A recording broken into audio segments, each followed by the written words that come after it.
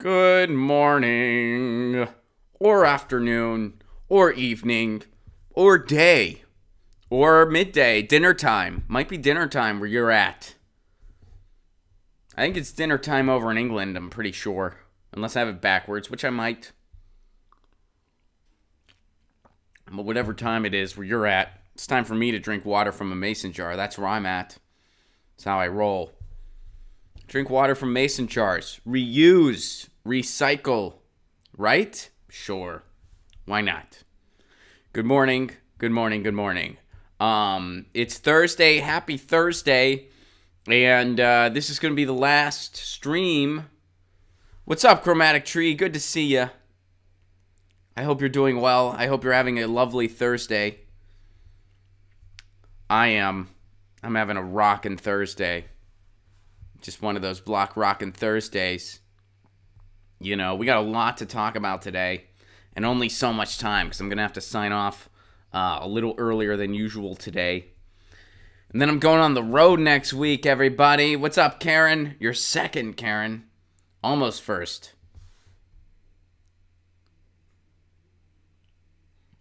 But good morning, good morning, good morning. Oh, what a day, huh? What's up, Edwin? Howdy, howdy, not applicable.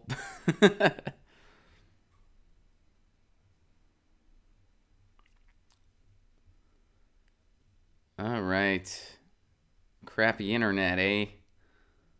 Looks like the stream might be lagging a little bit. We'll see what happens here.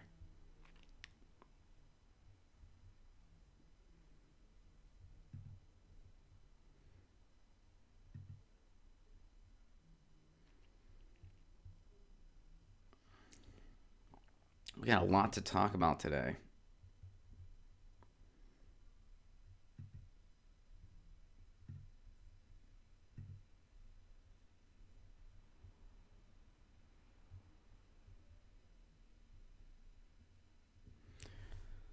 What's up, Susan? How are you? What's up, Augustus? Chemical Brothers reference? I think so. Isn't that for them?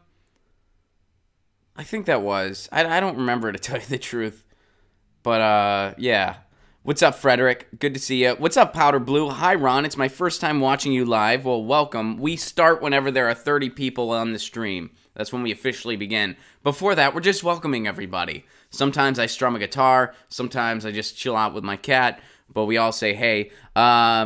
Just want to tell you that I'll be seeing you when you come to Fort Worth. Awesome. I'll see you there. Hope you grabbed your tickets. And I look forward to it. I'm really stoked for that Fort Worth show. That Fort Worth show, and I'm really stoked for the Texas tour that's coming up in April. And next week, I'm on tour in the Gulf, everybody. We'll be talking about that a little bit later.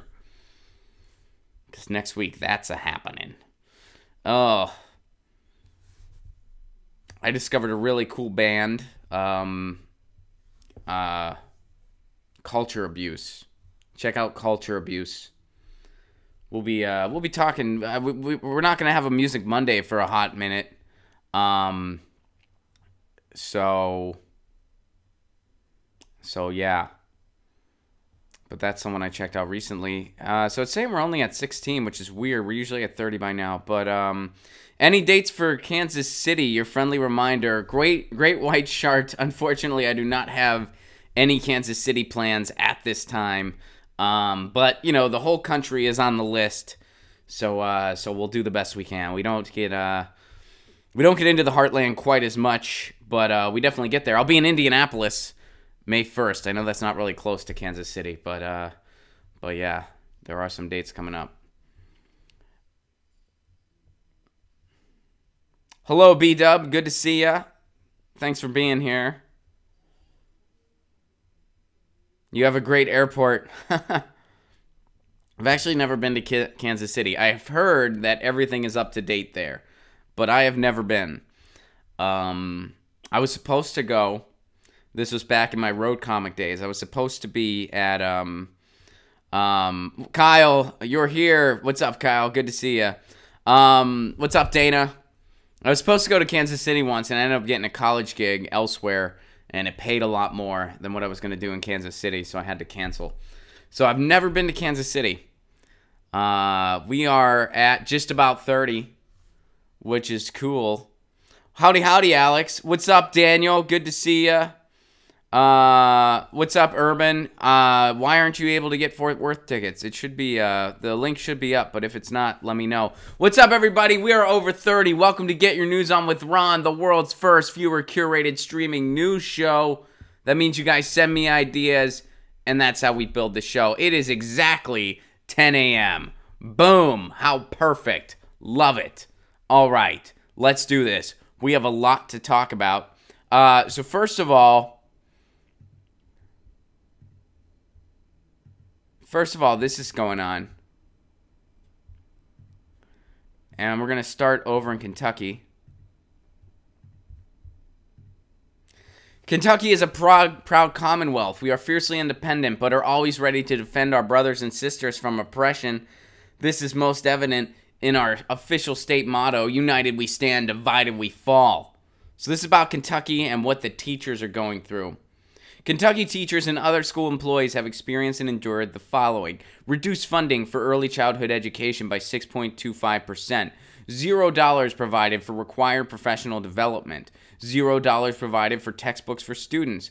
Teachers received a 3% raise. Teachers are required to pay an additional 3% to cover the cost of their insurance when they retire, therefore negating the raise. So they didn't really get a raise. Reduction of family resource and youth service center programs by 16%. Seek funding per pupil reduced by 4%. Okay, so it's pretty bad.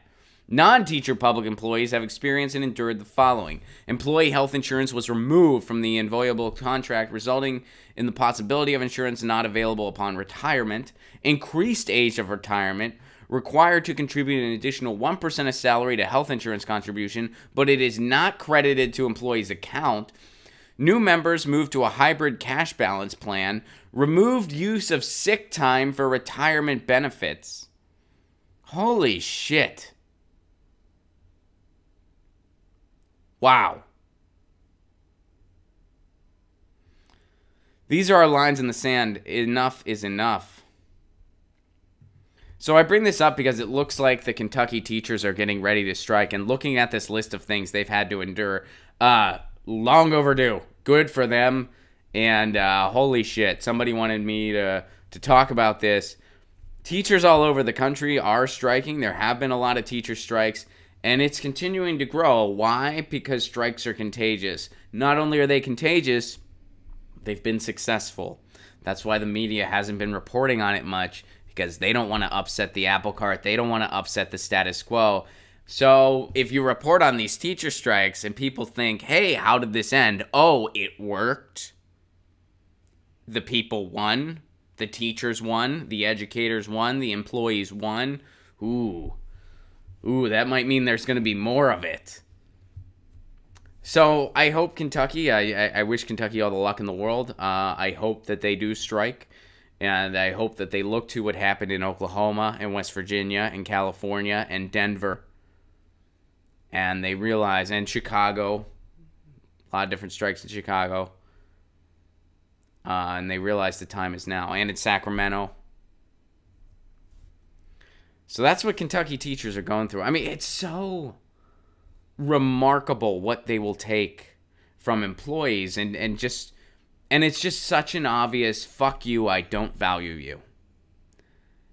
And that's why whenever people talk about compassionate capitalism or a human-based capitalism, that's an oxymoron. That's not real. That's like saying I'm going to be a meat-eating vegan. Like it's not real. Like they contradict. Capitalism is meant to just chase as much capital as possible at the expense of humans. They are just a commodity to be replaced.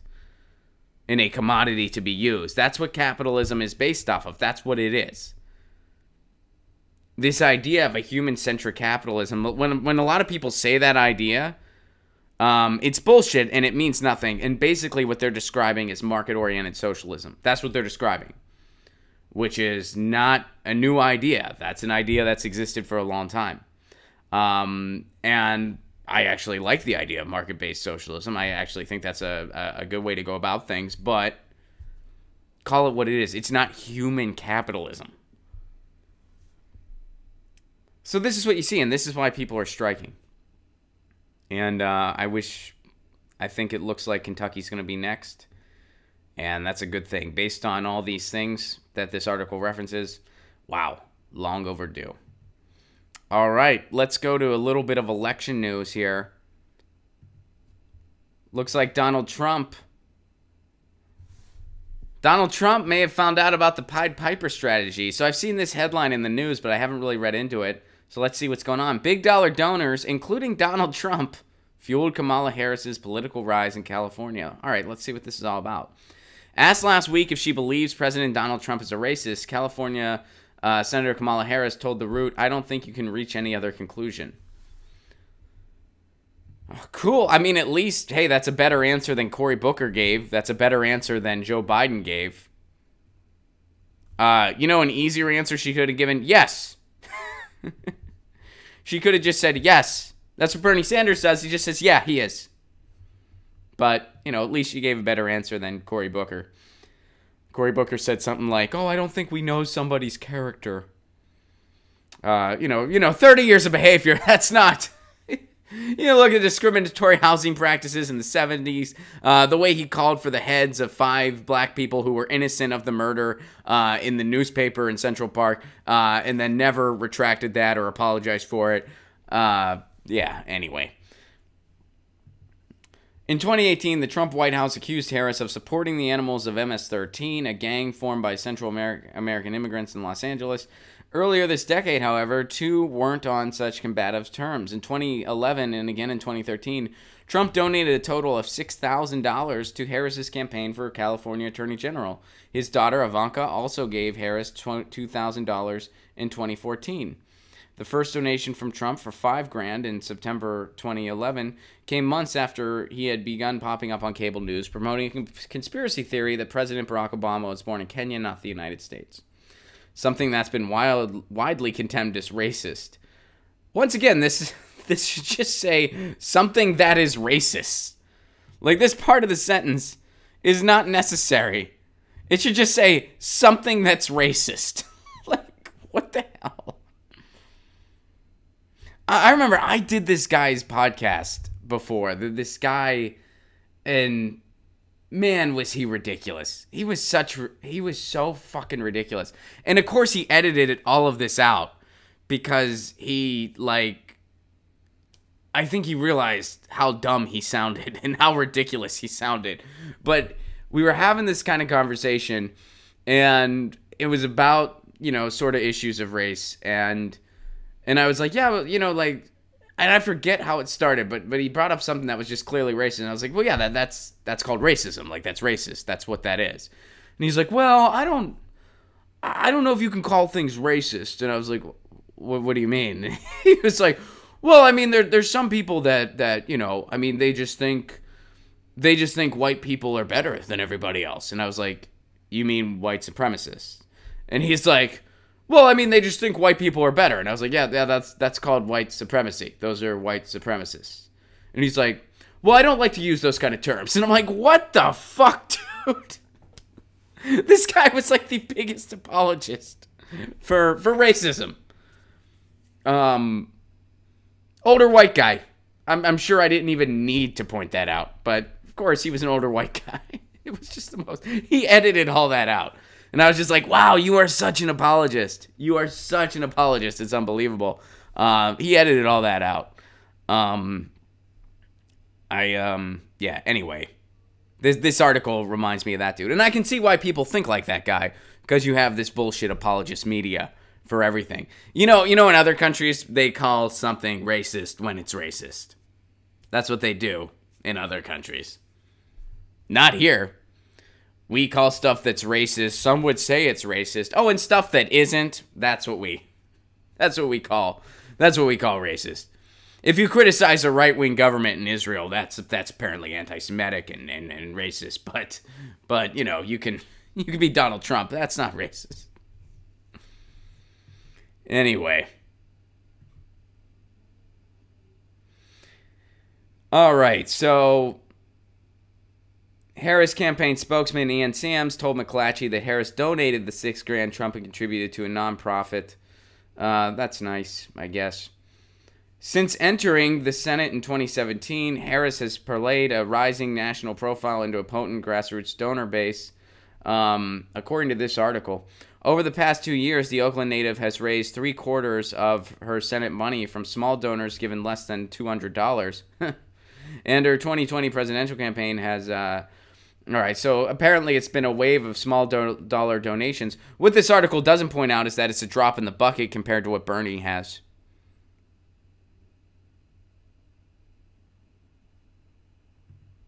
If Kamala Harris's campaign is a grassroots-oriented campaign, then Walmart is a mom-and-pop company. Walmart's a small business if Kamala Harris's campaign is a grassroots-oriented campaign. And Trump used to give her money. Gee, I wonder why. If there's one thing Trump has always loved, it's seeing people in prison. And Kamala Harris also a big fan of throwing people in prison. And I wouldn't be, hey man, if Trump was really smart, he'd give her money right now. He'd give her money now.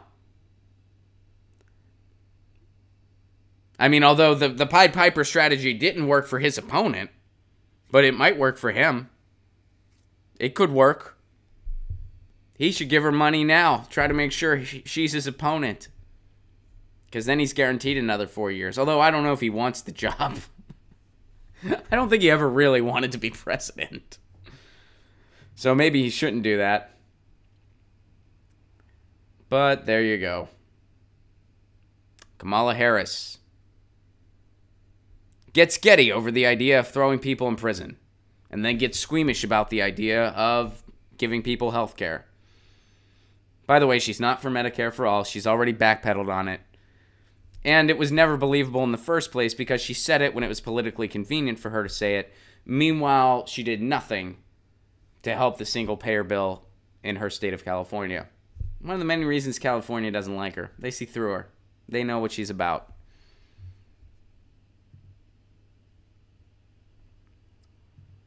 But she did prove that you can make a presidential campaign commercial armed with nothing but a basic video editor and a Casio keyboard from 1995. All right.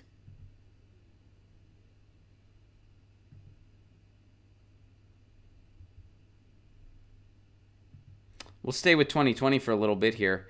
Bernie Sanders signs the Democratic Party loyalty pledge for the 2020 run. For those of you that don't know, the Democratic Party loyalty pledge, it includes you have to sign a student loan agreement in your own blood, and then you get baptized in a fountain of fracking fluid.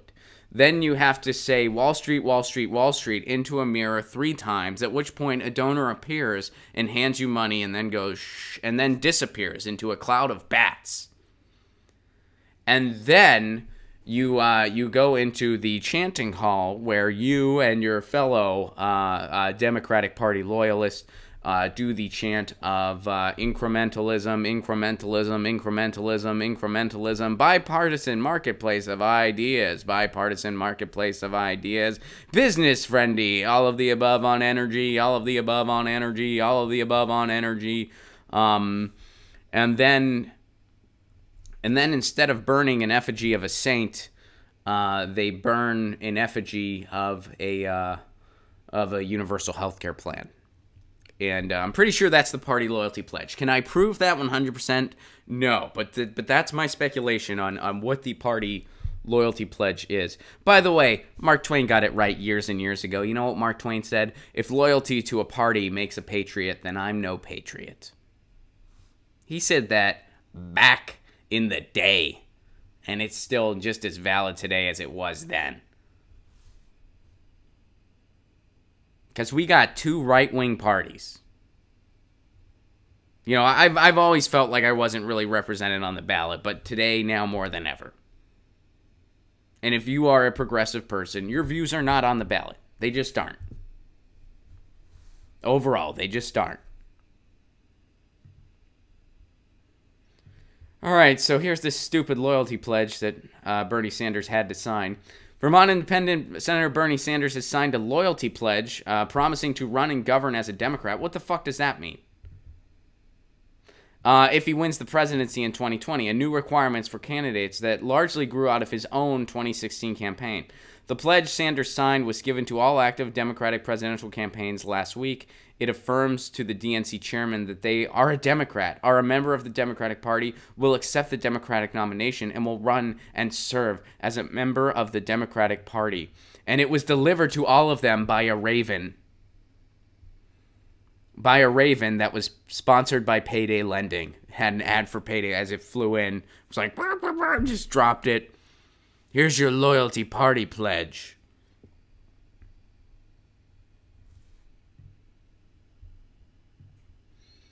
All right, so this is an issue that arose during Sanders' first presidential run with concerns among some Democrats that the longtime independent and self-described Dem socialist might run as a third-party candidate after losing the nomination to Hillary after the nomination was stolen from him by Hillary Clinton. At the same time that the party adopted the loyalty pledge for presidential candidates, it also made changes to the nominating process that were sought by Sanders and his supporters, like minimizing the role of superdelegates. You know, an organization that doesn't guarantee you anything, has vague outlines of what they stand for, but then demands your loyalty? You know what that sounds like? That sounds like a fucking cult. That doesn't sound like a political party. That sounds like a cult. Vague on what they stand for, doesn't offer you much, doesn't have a platform. But once your loyalty, that sounds like a cult.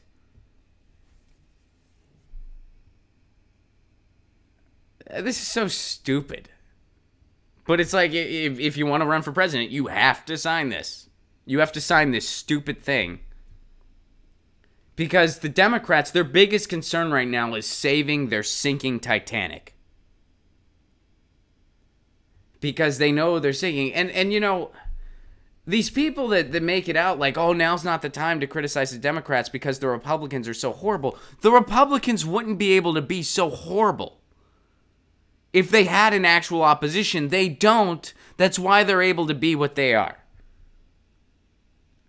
Noam Chomsky, one of the leading public intellectuals in the world, describes the Republican Party as one of the greatest threats to humanity. And here's a question that off the top of my head I don't know the answer to, but is there anything as brutal as the Republican Party in any polis that isn't a straight-up authoritarian state? I don't think there is. There's certainly not in similar democratic experiments. I mean, over in England, the Tories are to the left of the Democrats in many cases. The Tories, and their right-wing party is to the left of our, quote, left-wing party. In many, for instance, not in every for instance, but in many for instances. When it comes to healthcare, they're to their left. That's for damn sure. So, I mean, I guarantee in countries like England, Canada, Finland, Sweden, Iceland, Denmark, Norway. I mean, and then in parties that have these far right-wing parties that are comparable to the Republicans, they also have actual real left-wing parties. Because they have more than two parties. So they do have these far right parties. Then they have kind of parties in the center. And the center parties are to the left of the Democrats in most cases. And then they have actual left-wing parties. So I don't think there's anything quite like the Republicans in anything that isn't a straight-up authoritarian state. That's how brutal the Republicans are. And the only reason the Republicans are able to exist is because their competition is the Democrats. So you're choosing between brutal and useless. And with enough propaganda, people can fall for brutal. So anyway, they're making people sign this dumb pledge in an attempt to save their sinking ship. So in the Senate, Sanders caucuses with the Democrats. Yeah, we know this.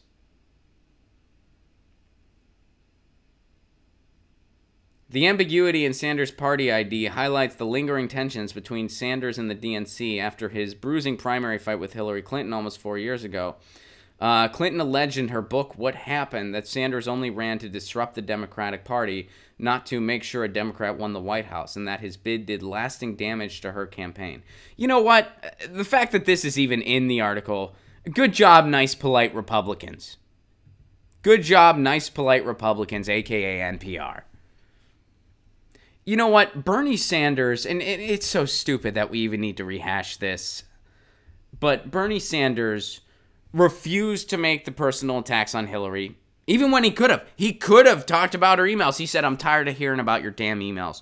He kept it focused on policy, and he called her out on things about policy. That's what's supposed to happen in a primary. That's what a primary's for. And you know how Bernie Sanders called out Hillary Clinton on policy? He told the truth. So if Bernie Sanders did lasting damage to Hillary Clinton, so did Google, because all the information about her is available on the internet. And so did Hillary Clinton, by making shitty decisions time and time again. By getting Iraq wrong, by getting Wall Street wrong, by caving when it came to healthcare and reversing her tune, by calling black kids super predators. So, the fact that these sentences are even in print is ridiculous. And the fact that they would end an article about some bullshit party pledge by citing Hillary Clinton's blame book.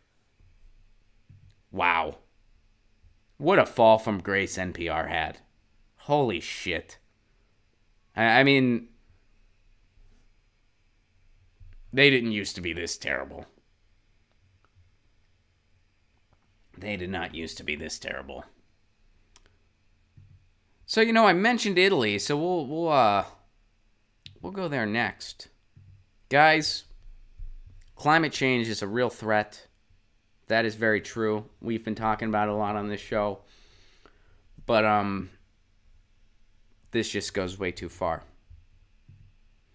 Italy sees 57% drop in olive harvest as a result of climate change. I'm a man that loves my olives, and now this is really starting to hurt. Extreme weather blamed for plunge in country's olive harvest. Holy shit, the worst in 25 years. That could leave the country dependent on air imports by April. Extreme weather events have been the main driver of an olive harvest collapse that could leave Italy dependent on imports from April. A leading climate scientist has warned. A 57% plunge in the country's olive harvest, the worst in 25 years, sparked protests by thousands of Italian farmers wearing gilet arancioni, orange vests, in Rome earlier this month.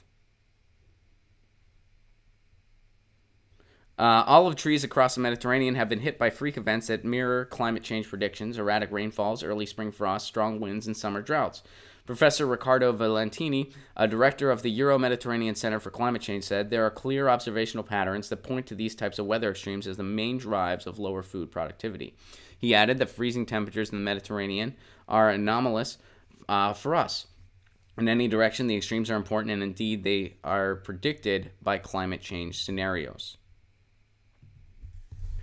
And this is happening nationwide. Now, this is hitting me hard because I'm a man who loves my olives, and I have family in Italy. None of them are olive farmers. They are actually in the tourism industry. My cousin owns a nightclub on the Amalfi Coast, and some of my other cousins own a hotel. So I guess they're going to have a hard time serving olives. But this is happening all around the world. This is why there are many people coming to the United States as refugees in some cases. Some of it is because of vegetation issues. They can't grow food.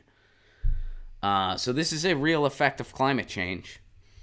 And, I mean, olive lovers all around the world are not going to be happy about this one. This one hits close to home.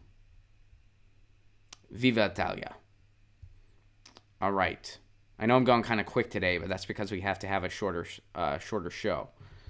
So, moving on to this one. Here's some good news. U.S. could soon end mass phone surveillance program exposed by Edward Snowden. So the program used to collect billions of call logs per day for the NSA. This is what Edward Snowden revealed. So here's the article. The U.S. government might put an end to the controversial NSA phone surveillance program Edward Snowden exposed by the end of 2019. Republican Congressional National Security Advisor Luke... Man, that's a fuck of a long title, huh? Republican Congressional National Security Advisor. You know, in order to get that job, you have to say it 5 times fast. That's like the final test. After you take the Republican Party pledge. They have a party pledge too. And that just involves, it's the same as the Democratic Party pledge, except even meaner. Except you actually have to, they burn effigies of actual saints and a bunch of religious right figures and evangelicals. They hit you with pillows. That's the only way it's different. But they take that, and then to get that job, you have to say it 5 times fast. You have to go, Republican Congressional National Security Advisor, Republican Congressional National Security Advisor, Republican Congressional National Security Advisor. What do you do for a living, sir? I'm a Republican National Security Advisor, Congressional Nationals. Already bored. I'm already bored. I mean, if you ask someone, hey, what do you do? They throw that title back at you, you're going to be like, see ya. I would leave that conversation instantly. I would not want to know any more information. All right, but I do want to know the information in this article.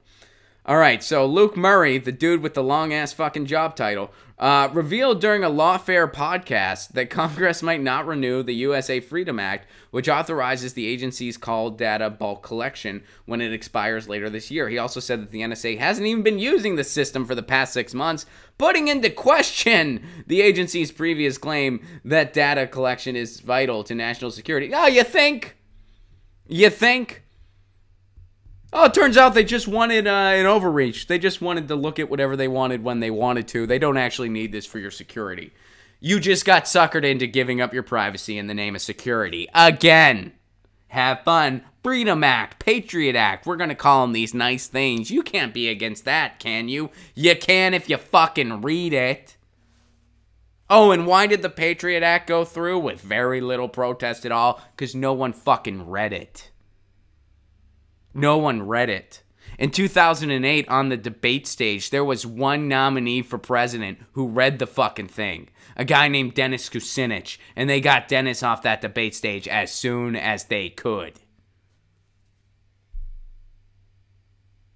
I don't know how, and you know, you guys may have heard the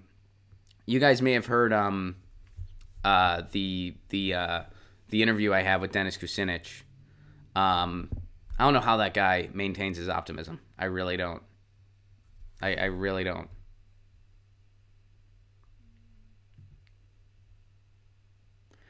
In his interview, okay. Oh, let me go back to the article here. In his interview, Murray seems to indicate that the technical irregularities the NSA experienced last year started its predicament.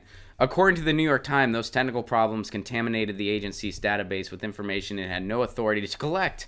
Officials were forced to purge hundreds of millions of call and text logs it got from phone companies as a result.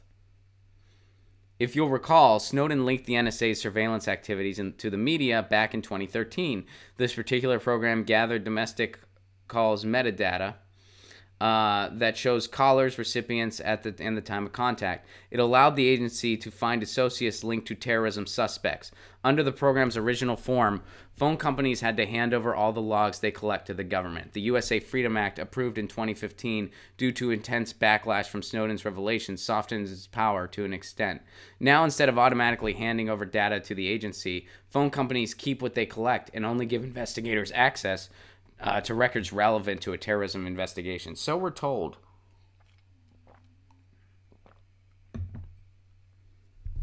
While the Freedom Act cut down the number of records the NSA collected from billions per day to a few hundred million per year, its scale remained huge. The agency got access to 151 million call logs in 2016, even though it only obtained court orders for 42 targets. In 2017, it got its hands on 534 million records despite investigating 40 suspects only. So I guess we'll see. I mean, hopefully this thing goes away. It's a bad act, and it should go away. I guess we'll see. And it was called the USA Freedom Act. Hopefully they let it expire. All right. I'm going to go to this, then I'm going to go to you guys. So this is from the New Yorker. The making of the Fox News White House. Fox News has always been partisan, but has it become propaganda? I guess the next article this person is going to write is water wet? Has Fox News become... How is this article... All right, so... And this is why I brought this article up. It blows my mind that something like this is coming out in 2018. And the question I want to explore is why. Sean Hannity recently joined Trump at a rally. Greta Van Susteren, a former Fox host, calls the move an egregious mistake. In January, during the longest government shutdown in America's history, President Donald Trump rode in a motorcade through Hidalgo County, Texas, eventually stopping on a grassy bluff overlooking the Rio Grande. The White House wanted to dramatize what Trump was portraying as a national emergency. Okay. But the photo op dramatized something else in the administration. After members of the press pool got out of vans and headed to where the president was about to speak, they noticed Sean Hannity was already on location. And he has not been... okay. So I guess this article is... I don't know what that was about. So Hannity was already there. Humor argues that Fox, which as the most watched cable news network, generates about $2.7 billion a year for its parent company, acts as a force multiplier for Trump, solidifying his hold over the Republican Party and intensifying his support. Fox is not just taking the temperature of the base, it's raising the temperature. It's a radicalization model. Fox's defenders view such... So how the hell is this news? Like how... okay, yeah, we get it. There's nothing of substance in this article anyway. That's fine. So here's the thing. This article could have been written years ago, and the same thesis would be there. Is Fox News a propaganda outlet? Is water wet? Is the sky blue? Is grass green? This same... I guess that article is going to be in the next New Yorker. Now, I'm sure the person that wrote this article has good intentions. That, or they're incredibly young and are just arriving at the party the rest of us has been at for over a fucking decade. I know nothing about the author of this piece. I'm sure their intentions are genuine. And I'm sure it's a well-written piece. It's just, how is this newsworthy? Why this is newsworthy, or why in the New Yorker's mind it's newsworthy, is because people still... Fox News is still viewed as a valid media outlet. They're still given credence when it comes to debate. They're still given press passes and so forth. The reason this is the case is because Fox News sets an incredibly low bar for what news and media is, and the rest of the corporate media meets that low bar. A Fox News viewer could say, hey, yeah, it's totally right-wing talking. It's you know, pro-Trump, right-wing talking points all the time. It's catnip for people that are pro-Trump. Just like it was catnip for people that are against Obama when Obama was president. Rachel Maddow's just making catnip for people who don't like Trump. They'd be right. That's actually true. So what happens is Fox News sets this bar on the ground. MSNBC says, let's meet that bar. CNN says, let's meet that bar. And why does that happen? Because we don't have an actual news structure. The New Yorker should be writing a piece on why Fox News exists, and it's because we don't have an actual news structure. Fox News didn't just start becoming horrible. They've always been horrible. They've always been a propaganda outlet. During the Bush years, the Bush administration would fax them their talking points. They'd fax them talking points. And of course it was fax, not email, because this is the Bush administration we're talking about.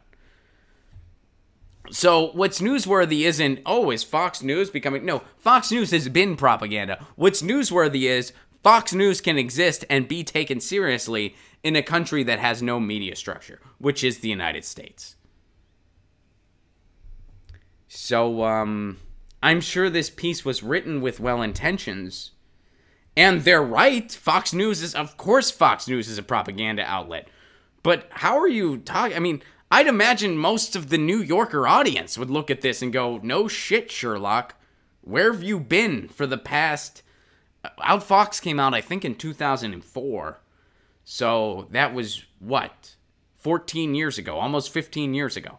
So for a decade and a half, the rest of us knew this. I mean, what do you... Does the Catholic Church have a sexual abuse problem? Does... I mean, what... Does Pat Robertson have a political bent to the right? Like what's your next revelation gonna be? So I think what the New Yorker should be getting at is they should be going deeper and exploring, hey, Fox News is taken seriously because our media is so terrible. Not because Fox News all of a sudden became propaganda. It's been propaganda for a long frickin' time. For a long frickin' time. Let me see what you guys are saying, and then we're going to sign out here.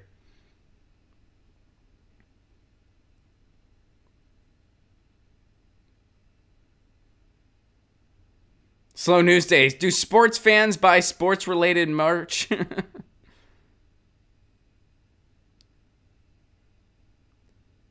Do hockey players like skating? That'll be their next thing. Trendy, if you enjoy this video and don't give Ron a thumbs up, your car will get a flat tire this month. That's a fact. All right, Trendy, I'll take it. Oh, guys.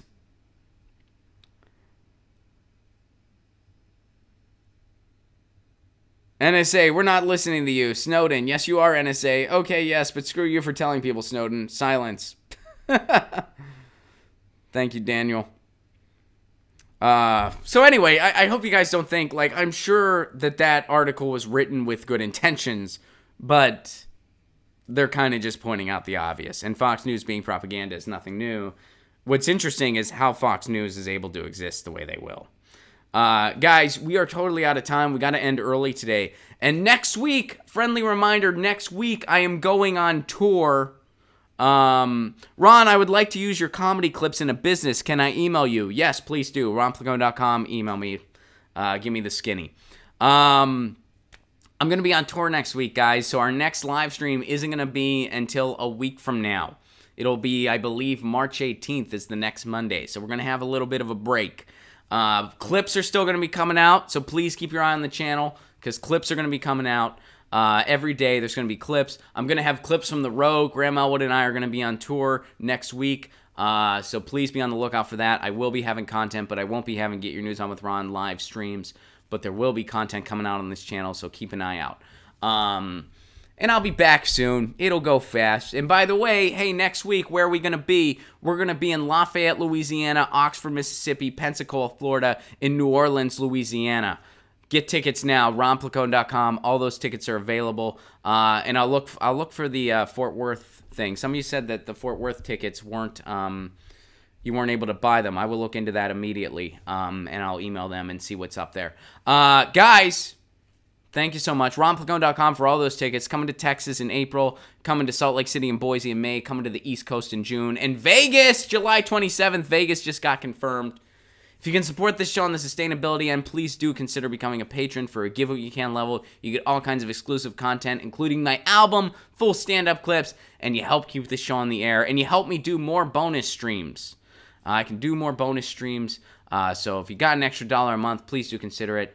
But thank you so much for all your support. Please like and share these videos. Tell your friends. Spread the word. And thank you for being the best executive producers in the business. I will be off next week because I'll be on tour. There will still be content coming out. We'll be back Monday, the 18th of March.